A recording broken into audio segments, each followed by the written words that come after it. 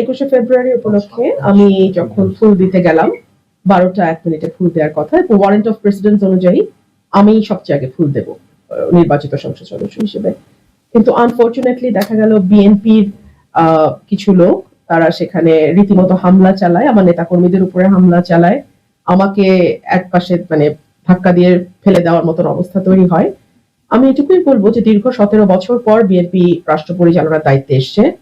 BNP যদি তার নেতাকর্মীদেরকে লোকাল লেভেলে কন্ট্রোল না করে এখনই, এর পরিণতি ভয়াবহ রকম হবে। এবং যেহেতু দীর্ঘ 15 বছর একটা লম্বা সময় বিএনপির নেতাকর্মীরা নানানভাবে চাপে ছিল, লুকিয়ে থাকতে বাধ্য হয়েছে, তারা যখন এরকম একটা ভয়ঙ্কর হিংস্রতা নিয়ে পলিটিক্যাল পদের ব্যবহার করার চেষ্টা করে, এটা আমার মনে হয় দলের উঁচু পর্যায় থেকে বিষয়টি মনিটর করা এবং তাৎক্ষণিক ব্যবস্থা নেওয়া না হলে এটা দলের জন্য ভীষণ ক্ষতিকর হবে এবং সরকারের ভাবমূর্তিও ক্ষুণ্ণ হবে। সরকার মাত্রই এসছে, আমি আশা করব যে বিএনপি সরকার এবং দল হিসেবে এই ধরনের উচ্ছৃঙ্খল নেতা কর্মীদের ব্যাপারে তড়িৎ ব্যবস্থা নেবে।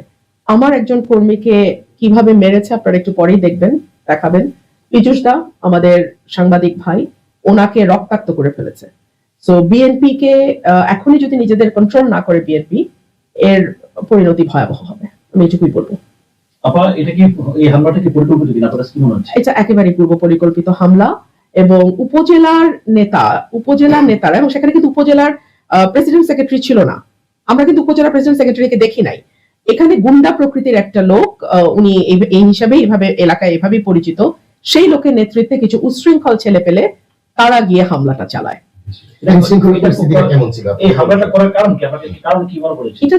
এটা তো ওদের একটা পরাজয় মেনে নেওয়ার কষ্ট আছে।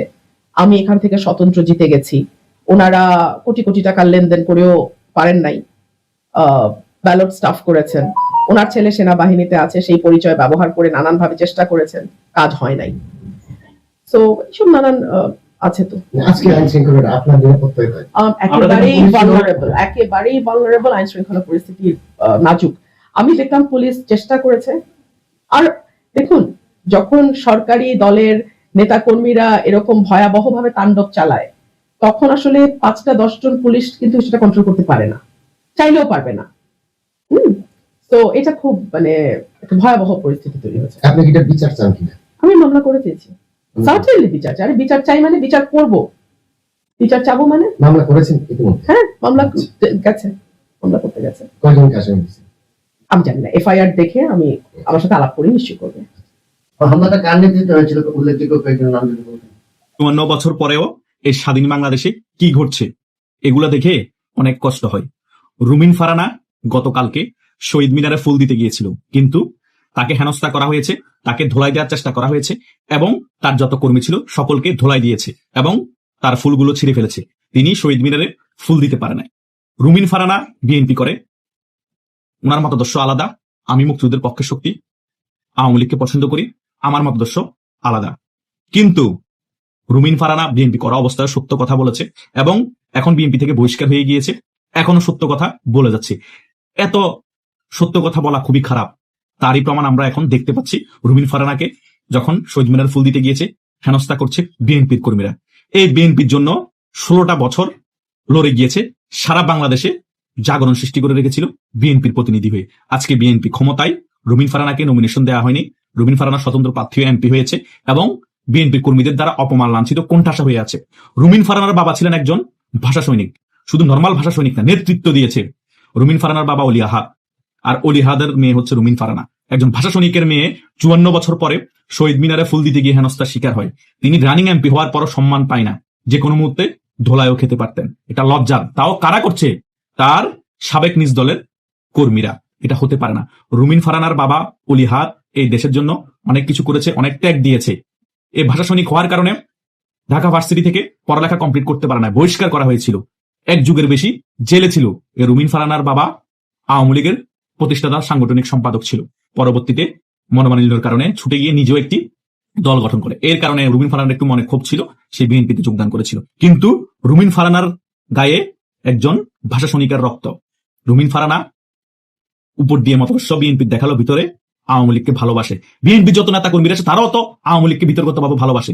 ফজলুর রহমানকে দেখেন না, সে মাঝে মধ্যে তারেক জিয়াকে খুশি করার জন্য সজীব ওয়াজেদ জয় শেখ হাসিনাকে একটু গালাগালি করে সিস্টেমেটিক ভাবে, কিন্তু বঙ্গবন্ধুর ক্ষেত্রে অনর মেজর হাফিজ বলেন আর এরকম অসংখ্য নেতার কথা আমি বলতে পারি বিএনপির মধ্যে, তারা আওয়ামী লীগকে বিতর্কতভাবে ভালোবাসে, বঙ্গবন্ধুকে ভালোবাসে। রুমিন ফারহানা আওয়ামী লীগকে ভালোবাসে, বঙ্গবন্ধুকে ভালোবাসে। যারা মুক্তিযুদ্ধের পক্ষের শক্তি তারা আওয়ামী লীগের খারাপ সময়ে আওয়ামী লীগ নিয়ে অনেক বেশি বিতর্ক সৃষ্টি করে না, শেখ মুজিব নিয়ে বিতর্ক সৃষ্টি করতে পারে না।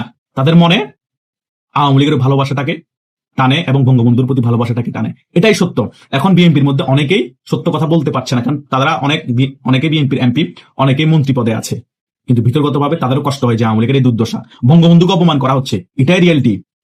আজকে রুমিন ফারহানা এমপি হওয়ার পরও, ভাষা সৈনিকের মেয়ে হওয়ার পরও অপমান লাঞ্ছিত হতে হচ্ছে। আর এই স্বাধীন বাংলাদেশে 54 বছর পরে রাজাকারের নাতিপুতিরা বুক ফুলিয়ে শহীদ মিনারে ফুল দিচ্ছে, তাদেরকে কেউ বাধা দিচ্ছে না। কথা বুঝতে পারছেন কোন পর্যায়ে আমাদের দেশ এসেছে? এই দেশটাকে সম্পূর্ণরূপে ধ্বংস করে দিয়েছে 5 আগস্টের পরবর্তী সময় এই টোকাই সমন্বয়করা, রাজাকারের নাতিপুতিরা। শেখ হাসিনা তো ঠিকই বলেছিলেন যখন ক্ষমতা ছিলেন পতনের কিছুদিন আগে, রাজাকারের নাতিপুতিরা এই সকল কার্যকলাপ করছে। তখন আপনারা সকল কিছু নিজেদের গায়ের উপর টেনে নিয়ে তুমি কে আমি কে রাজাকার স্লোগান দিয়ে আপনারা শেখ হাসিনার বিরুদ্ধে নেমে গিয়েছেন এদের ব্রেনওয়াশ হয়ে। কি হয়েছে রে ভাই? 5 আগস্টের পরবর্তী সময় দেশটা ধ্বংস করেছে। এখন 21শে ফেব্রুয়ারির সময় মুক্তিযুদ্ধের পক্ষ শক্তি যারা আছে, ভাষা সৈনিকের মেয়ে পর্যন্ত লাঞ্ছিত হচ্ছে, অপমান হচ্ছে, ফুল দিতে পারছে না। এগুলা কি প্রতিবাদ করার মতো কথা না? আমরা কি প্রতিবাদ করবো না? রুমিন ফারহানা আওয়ামী লীগ কখনো না করুক, রুমিন ফারহানা বিএনপির পক্ষে আওয়ামী লীগকে গালাগালি করুক পরবর্তী সময়ে, কোনো সমস্যা না, কিন্তু বাস্তবতা আমি তুলে ধরতে হবে। রুমিন ফারহানার বাবা একজন ভাষা সৈনিক, এদেশের জন্য তার অনেক ত্যাগ আছে, তার মেয়েকে না তো অপমান লাঞ্ছিত হবে, এটা আমি মেনে নিতে পারি না। সত্য কথা বলা অপরাধ না। রুমিন ফারহানা তো সত্য কথাই বলেছে যে শেখ হাসিনা বরিশাল, রাজশাহী আরো বিভিন্ন জেলার কথা উল্লেখ করে বলেছে, বিভাগের কথা উল্লেখ করে বলেছে যে ওগুলাকে তো বিদেশের মতো করে ফেলেছে। আমার ব্রাহ্মণবাড়িয়ার মানুষগুলো অনেক কষ্ট আছে, এটা তো উন্নয়ন হয়নি, এটা তো বাস্তব কথা। শেখ হাসিনা সারা বাংলাদেশকে এত সুন্দর করে সাজিয়েছে, আপনারা যারা প্রত্যন্ত গ্রামে আছেন তারা একদিন সারা বাংলাদেশ ঘোরার একটা প্ল্যানিং করেন না 1 মাস 2 মাসের জন্য, তখন বুঝবেন শেখ হাসিনা উন্নয়নের ছোট কোথায় কোথায় পৌঁছাইছে। বাস্তবতা তুলে ধরছে, এখন খারাপ লাগে। রুমিন ফারহানা বলেছে শেখ হাসিনা যা উন্নয়ন করেছে তার রক্ষণাবেক্ষণ করার জন্য বিএনপি সরকার 5 বছর চলে যাবে, এগুলো কি ভুল কথা? যেখানে যাবেন শেখ হাসিনার উন্নয়নের ছোঁয়া, এমন ভাবে বাংলাদেশটাকে উন্নয়ন করে দিয়ে গিয়েছে, তার যখন ক্ষমতা বসার পর কোনো জায়গায় হাত দেওয়া লাগবে না। তার যে এখন যেগুলো করা দরকার না সেগুলো নিয়ে বিজি থাকতে হবে। কি করবে? উন্নয়ন করার আর কোনো জায়গা নাই। এখন বৃক্ষরোপণ করবে, খাল খনন করবে, এগুলো ছাড়া আর কি আছে যে উন্নয়ন করবে?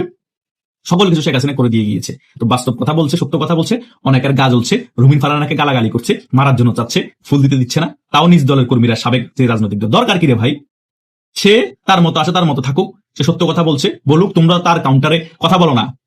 একটা জিনিস মাথায় রাখবেন, যখন সত্য ফুটে ওঠে, অপর পক্ষের কাছে কোনো কিছু থাকে না হাতিয়ার ও সত্যকে মোকাবেলা করার জন্য, তখন তারা শরীরটাকে এমন ভাবে শক্তি প্রয়োগ করতে চায় শরীর দিয়ে যে তাদের মিথ্যাটাই সত্য। আরে ভাই, জোর জবস্তি করে মিথ্যাটাকে সত্য প্রমাণিত করতে পারবেন না। রুমিন ফারহানা আপনাদেরই দলের লোক ছিল, সে এই বাংলাদেশ থেকেই কিন্তু লড়ে গিয়েছে বিএনপির পক্ষে হয়ে। সে দেখেছে শেখ হাসিনার উন্নয়নটাকে খুব কাছ থেকে, এবং শেখ হাসিনার আমলে কি দুর্নীতি হয়েছে, কি গুম হয়েছে সেগুলো দেখেছে। সেগুলোর ব্যাপারও সরব ছিল টকশোতে, সংসদে যখন সুযোগ পেয়েছে। তো তিনি সুনামও করেছে, দুর্নামও করছে, বা এটাই তো নিয়ম। সত্যকে সত্য বলা, কালোকে কালো বলা, সাদাকে সাদা বলা। একেবারে রাজনীতির কারণে একেবারে সকল কিছু বিরোধিতা করতে হবে, মিথ্যা বলতে হবে, তা তো না।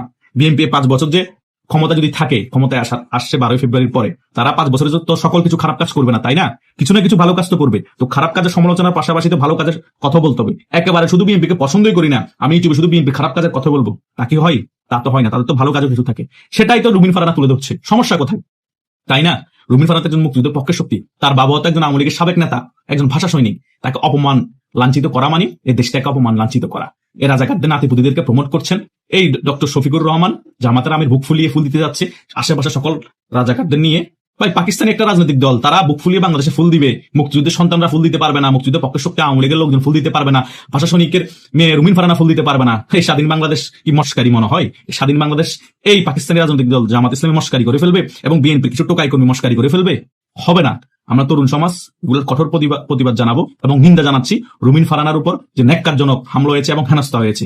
ভবিষ্যতে এরকম ন্যাক্কারজনক হেনস্থা এবং হামলা যাতে আর রুমিন ফারহানার উপর না হয়, এবং অন্যান্য যারা মুক্তিযুদ্ধের পক্ষে শক্তি আছে এবং মুক্তিযোদ্ধাদের ছেলে মেয়ে আছে, ভাষা সৈনিকের ছেলে মেয়ে আছে, তাদের উপর হামলার না হয়। সকলেই যার যার অবস্থান থেকে প্রতিবাদ করবেন, চুপ থাকবেন, হামলা সহ্য করতে হবে। প্রতিবাদ করবেন, যারা রাজাকারের নাতিপুতিরা আছে তারা ভয় পাবে, এবং বিএনপি যারা টোকাই কর্মী আছে তারাও ভয় পাবে। এটাই হচ্ছে বাস্তবতা। প্রতিবাদ করতে হবে, চুপ থাকা যাবে না।